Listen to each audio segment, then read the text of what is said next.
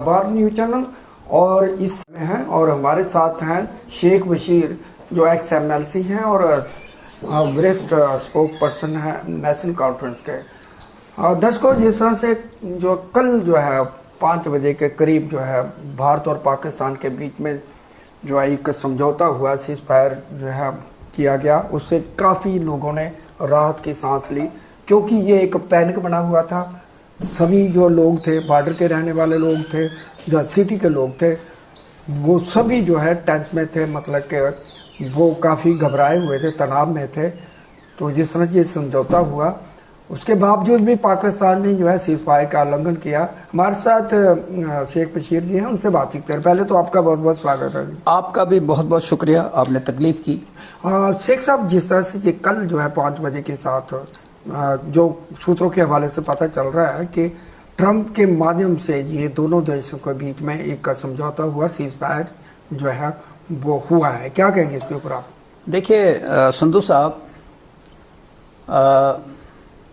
पहले पहलगाम के अंदर एक वाक़ा हुआ जिसमें 26 बल्कि 28 लोगों की जानें गई। बिल्कुल बिल्कुल। उसके बाद गवर्नमेंट ऑफ इंडिया ने 5-6 दिन ये कहना शुरू कर दिया कि हमने कुछ करना है, कुछ करना है। और आखिरकार लोगों ने अपने आप को ये करके, ये सारा लोगों ने कहा कि तैयार होके लोगों ने कहा कि जो कुछ करना है कर लीजिए। लोग खड़े हो गए गवर्नमेंट के इस फैसले के साथ कि जो कुछ आप करना चाहते हैं कर लीजिए। और उसके बाद हो गया स्ट्राइक। जी स्ट्राइक में क्या हुआ क्या नहीं हुआ, उसकी तरफ एयर स्ट्राइक जो हुआ वहाँ पाकिस्तान के अंदर क्या हुआ, किस तरह हुआ, उसकी तरफ नहीं जाएंगे। लेकिन सवाल यह है कि जब कांड हुआ और फैसला हुआ कि हमने कुछ करना है, ये जो बीच में वक्फा था, क्या वो इस बात का इंतज़ार करते कि ये कब आएंगे तो वो वहाँ रह देंगे? वो जो वक्फा मिला, शायद वो बहुत ज़्यादा वक्फा मिला और उसके बाद जो कुछ किया शायद मुझे नहीं मालूम है क्या हुआ। उसके बाद जब स्ट्राइक्स हुई तो संभाविक था कि इसका रिएक्शन होना है। और दोनों, शायद इंटरव्यू आपने भी किया कि 2 ताकतें आमने सामने खड़ी हो गई, इंडिया और पाकिस्तान। ये पहली दफ़ा नहीं हुआ, ये 71 की जंग में हुआ, 65 की जंग में हुआ, कारगिल के जंग में भी हुआ। ये तजर्बा लोगों को है, लेकिन जो मौजूदा जनरेशन है जिसकी उम्र इस वक्त 20-25 साल है, उनको ये तजर्बा नहीं है। बिल्कुल। उनके लिए ये नई बात थी। लेकिन उससे पहले के जो लोग हैं, जिन्होंने 65 की जंग भी देखी, मैं उस वक्त छोटा था, और 71 की जंग देखी, मैं स्टूडेंट था, तो मुझे लगता है कि हमारे लिए या हमारी जैसी जनरेशन के लिए नई बात नहीं थी। अब जब ये हुआ है तो उससे उथल पुथल हुई, बिजनेस कम्युनिटी जो है वो उसमें आ गई, घेरे में आ गई, कारोबार बंद हो गया, बॉर्डरों से लोगों को उठाया और वो सेफ पोजीशंस में लाने की कोशिश की। पुंछ के अंदर, टंगडार के अंदर बहुत नुकसान हुआ शेलिंग से, और पुंछ तो लगभग खाली हो गया क्योंकि वो सेफ मकामात पे चले गए, लेकिन नुकसान भी हुआ, जानी नुकसान भी हुआ। रजौरी में हुआ। और इन 2-3 दिनों में अगर मैं देखता हूं तो जम्मू में स्ट्राइक हो गया। जम्मू में ही नहीं स्ट्राइक हो गया, मैं यहाँ से, मेरा जो आबाई घर है वो 200 किलोमीटर पे है यहाँ से, उस पहाड़ के ऊपर भी कुछ चीज़ें गिरी हैं। अब वो क्या चीज़ है, अभी एनालिसिस हो रहे हैं। एक लोहाई मल्हार के उस तहसील के मेरे गांव के साथ हुआ, 2 गोले गिरे हैं। और एक पहाड़ी के इस तरफ है, नजोत जगह बिलावर के पास, उस जगह हुआ है। अभी वहाँ से ये पता नहीं लग रहा है कि ये क्या शेल था, ये ड्रोन था, ये क्या चीज़ गिरी है, क्योंकि अभी लोग भी उसमें परेशान हैं। पहली दफ़ा लोगों ने वहाँ महसूस किया कि ये क्या है। अब उथल पुथल थी, लोग इसके लिए मेंटली तैयार थे कि जनाब कुछ ना कुछ होना है। कल शाम को अचानक, क्योंकि 2 रातें तो ऐसी गुजरी जिसमें फायरिंग होती रही, ड्रोन्स आते रहे, जिस तरह पब्लिसिटी इसकी हुई, यहाँ का भी मीडिया जो हाउस है वहाँ के भी वो कहते रहे। आजकल मैं सोशल मीडिया में बहुत सी चीज़ें सुनने को मिलती हैं। तो कल शाम को ये ट्रंप ने पहले ट्वीट किया। वो जब ट्वीट आया, ट्रंप ने जब ट्वीट किया और उसके फ़ौरन बाद फॉरेन सेक्रेटरी ने अनाउंस किया तो लोगों ने थोड़ा सा सांस लिया कि शायद ये जी ठीक हो। बिल्कुल। मगर बदकिस्मती ये है कि उसके बाद भी शेलिंग हुई, उसके बाद भी हलचल हुई। और मुझे याद है लेट आवर्स उमर साहब ने कहा ये किस तरह का सीज फायर है। हाँ बिल्कुल बिल्कुल। एक तरफ से सीज फायर है और दूसरी तरफ से वहाँ कश्मीर के अंदर डल में भी कोई चीज गिरी है।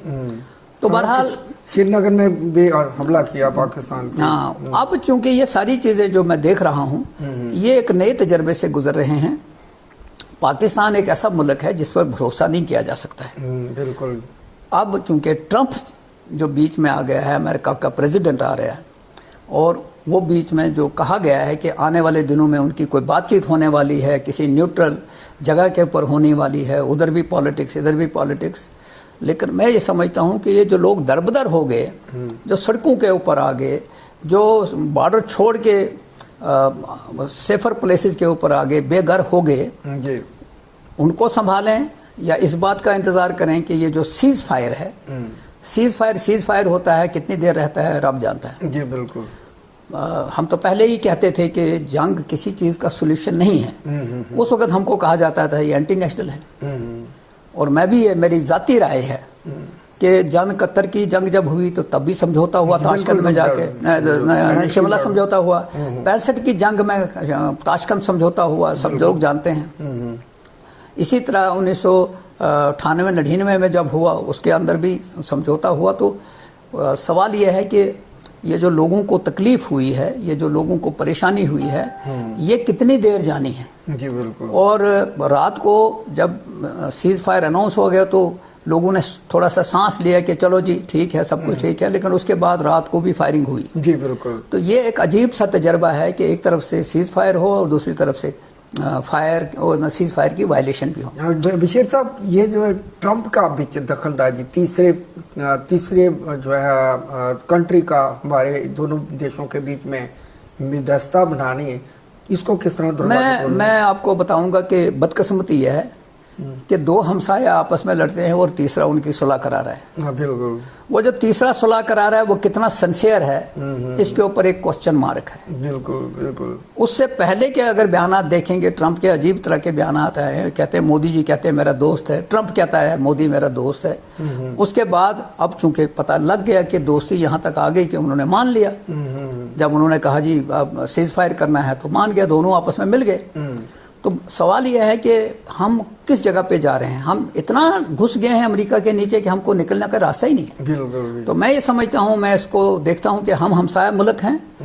ये जो पाकिस्तान है, चाइना है, हमारा हमसाया मुल्क है, इसको आप तब्दील नहीं कर सकते। बिल्कुल नहीं। लेकिन अगर आप किसी के सहारे चलना चाहते हैं तो रब जानता है इसका आने वाले वक्त में क्या असर होगा। एक और भी सवाल होता है कि जिस तरह से एक पाकिस्तान वो कंगाली की पर स्थिति बन चुकी थी, एन मौके पर इसी दौरान जो है IMF ने ये एक फंड किया, 12,000 करोड़ का, 1 अरब करोड़ का जो है लोन दे दिया। तो हम इंडिया इसको रिएक्ट करता रहा कि इसको ये फंडिंग ना की जाए, लेकिन जो सभी देश है वो खड़े हो गए पाकिस्तान के साथ। ये कितना दुर्भाग्यपूर्ण, क्योंकि वो फंड जो है वो अपनी डेवलपमेंट के बजाय वो मिलिटेंसी के ऊपर खर्च करेगा। आपकी बात दुरुस्त है। ये भी जब ये सीज फायर से पहले जब यहाँ ऑलमोस्ट जंग शुरू हो गई तो वर्ल्ड बैंक ने ये जो कर्जा है जिसके जिक्र आपने किया उसको किया। और ये भी पता है हमें कि इसको जब ये बातचीत हो रही थी तो इंडिया ने इसको रिएक्ट किया था, मना किया था कि ये मत दिया जाए। लेकिन इंटरनेशनल पॉलिटिक्स में उन्होंने ले लिया वो। बिल्कुल। और ये कहाँ इस्तेमाल होगा ये भी वक्त बताएगा। लेकिन मैं ये समझता हूँ कि पाकिस्तान एक ऐसा मुल्क है जिसके ऊपर भरोसा नहीं किया जा सकता। वो किस वक्त क्या करेगा, क्योंकि पाकिस्तान के अंदर डेमोक्रेसी तो पनप नहीं पाई। वहाँ हमेशा आर्मी ने रूल किया है। जो गवर्नमेंट का सेटअप होता है उसके ऊपर हावी जो होती है वो आर्मी होती है। जी बिल्कुल। तो ये दुनिया जानती है। जब से पाकिस्तान बना है तब से ये हालात देखते रहे हैं हम। जी बिल्कुल। तो ये जो पैसा उनको आएगा इसको क्या, उनकी हालत अच्छी नहीं है। लेकिन ये जो 3-4 गुजरे हैं, हमको तजिया करना है कि हम कहाँ खड़े हैं। अगर इसके ऊपर हम तजिया नहीं करेंगे तो हम गलतफहमी का शिकार हो। कल जो है 12 तारीख का और कल जो है DMOG की बैठक होने जा रही है दोनों देशों के, क्या कुछ निकल के आएगा, क्या आप समझते हैं क्या? मैं समझता हूं कि रब करे कि पीस प्रवेल करे, लेकिन उनके ऊपर छोड़ते हैं कि वो किस मुद्दे पे बात करते हैं। इंडिया और पाकिस्तान के आपस में कॉम्प्लेक्स इश्यूज हैं, बिल्कुल, वो डीजीएमओ के लेवल के नहीं हैं। लेकिन इस वक्त चूंकि सीज फायर हुआ है तो ये तवक्का की जा सकती है कि अगर दोनों मुल्क जो हैं वो इस सीज फायर को आगे बढ़ाएंगे और उन इश्यूज को हल करेंगे जो यहाँ कंटेजियस इश्यूज हैं, तो मगर मैं समझता हूँ कि लोग परेशान हैं। बिल्कुल। बॉर्डर के ऊपर जो लोग रहते हैं, जो बंकर में गए, वो बंकर में जो सोता है उसी को मालूम होता है कि बंकर क्या होता है। बिल्कुल। वो जो बॉर्डर से उठ के वहाँ से 50 किलोमीटर पीछे आ जाता है बच्चे लेके, उसी को मालूम है कि क्या है। भले ही दिल्ली में बैठ के या जम्मू में बैठ के जो हमारे साथी हैं, या तो कल तो जम्मू में भी हुआ, जम्मू में भी एक मकान के ऊपर जब वो चीज़ गिरी, पता नहीं वो क्या था क्या नहीं था, उसने नुकसान किया। डीसी, एडिशनल डीसी हमारे रजौरी में, उसकी मौत हो गई। कीमती जाने गई हैं, जिनके यहाँ ये नुकसान होता है वही समझते हैं कि ये क्या हुआ है। आखिर ये कब तक चलेगा, क्या इसका सोल्यूशन? ये सवालिया निशान जो है, ये मैं भी देख रहा हूँ कि आने वाले दिनों में जो कल मीटिंग होगी उसमें क्या फैसला होगा, ये कंटिन्यू करता है या नहीं करता है। रब करे कि ये कंटिन्यू करे सीज फायर और उन इश्यूज के अंदर बातचीत हो, क्योंकि पीस के बगैर तरक्की नहीं हो सकती। बशीर साहब जो विदेश मंत्री है या जो दूसरे हैं, उनका एक बयान आया कि हमने समझौता इस लेवल पे किया कि अगर फिर से ये आतंकी गतिविधियां की जाएं तो हम इसको जो है युद्ध की शक्ल में लेंगे, मतलब कि युद्ध होगा। पहली चीज ये है कि उनका बयान बिल्कुल सही है, लेकिन ये भी मैं आपको बताऊंगा कि इस मुल्क पे भरोसा ही नहीं किया जा सकता। बिल्कुल। ये कब तक ठीक रहेगा, कब तक, क्योंकि शिमला माहिदे के अंदर तो बहुत सी बातें हुई हैं। बिल्कुल। तो शिमला माहिदा खत्म हो गया, उससे पहले जो ताशकंद माहिदा हुआ था वो भी खत्म हो गया। तो पाकिस्तान के ऊपर भरोसा नहीं किया जा सकता, लेकिन हो सकता है देर आए दुरुस्त आए, अगर कोई चीज़ आ जाए, इनकी सेंस प्रिवेल करे, गुड सेंस प्रिवेल करे, ताकि लोगों का जो कीमती जानें जाती हैं उनको बचाया जा सके। इस वक्त इंसानी जानें जो हैं उनको बचाना बड़ा ज़रूरी है।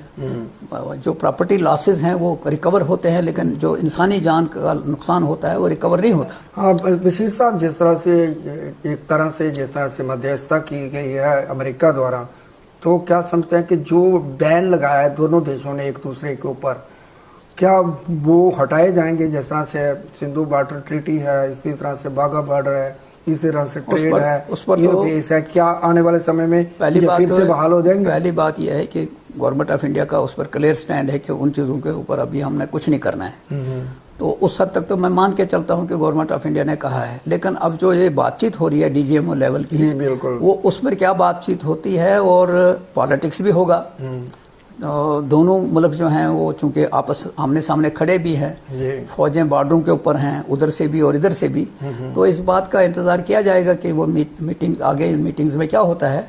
लेकिन मैं ये समझता हूँ कि दोनों जो हैं वो पीस को बहाल करने के लिए जो कुछ भी करेंगे, मुझे लगता है लोग उसके साथ खुश हैं, क्योंकि ये जो हम देखते हैं जिनके ऊपर ये चीज़ बीतती है वही जानते हैं कि ये क्या है। क्योंकि जम्मू जब 2 दिन बंद रहा, जब रात को सो नहीं सके लोग, ब्लैकआउट के वजह से, जो बिजली नहीं थी उसकी वजह से, या जो आवाज़ आती थी बॉर्डरों से, दहशत का जो माहौल था, वो लोगों ने बर्दाश्त किया। और जो नई जनरेशन है, मैंने देखा वो नई जनरेशन को पहला तजर्बा हुआ।